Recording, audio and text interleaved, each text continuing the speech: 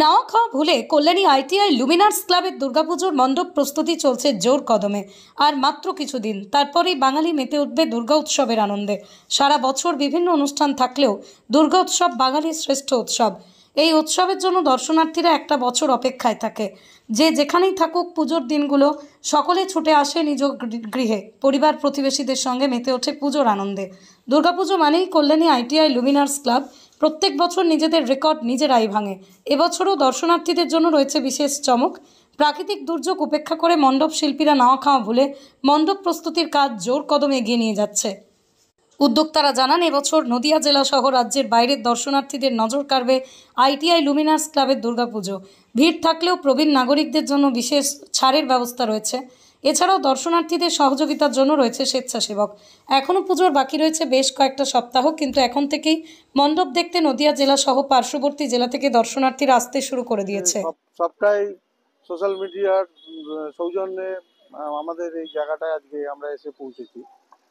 এবার আমাদের পুজোর থিম হচ্ছে মায়ানমারের সিনভিউম প্যাগোডা, মানে একটা বৌদ্ধ টেম্পল, তার অনুকরণে তৈরি হচ্ছে।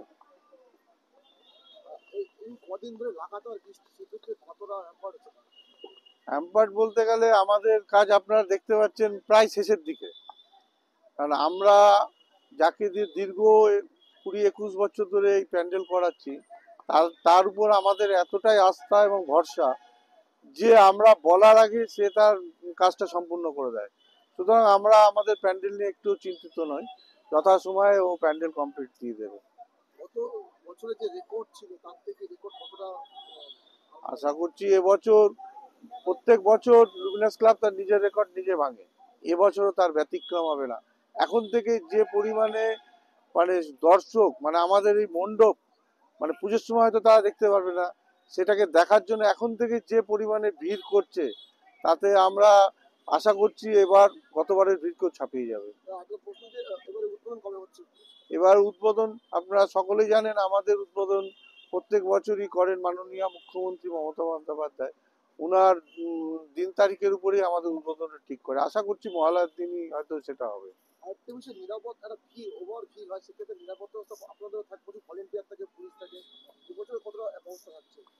গতবার তো মানে আমরা সারা কল্যাণীতে যেখানে রাস্তাঘাটে যেখানেই হাঁটি না কেন দেখেছি যে পুলিশ প্রশাসন খালি রাস্তায়, হ্যাঁ, রাস্তায় যথেষ্ট প্রশাসনের তৎপরতা দেখা গেছে, এবং আমাদের স্বেচ্ছাসেবক, কোনো রকম অসুবিধা নেই। এবার তো আমরা দেখবেন যে ঢোকার গেটটা মণ্ডপের গতবারের থেকে তার ডবল করে দেওয়া হয়েছে, যাতে কোনো মানুষেরই কোনো রকম অসুবিধা না হয়।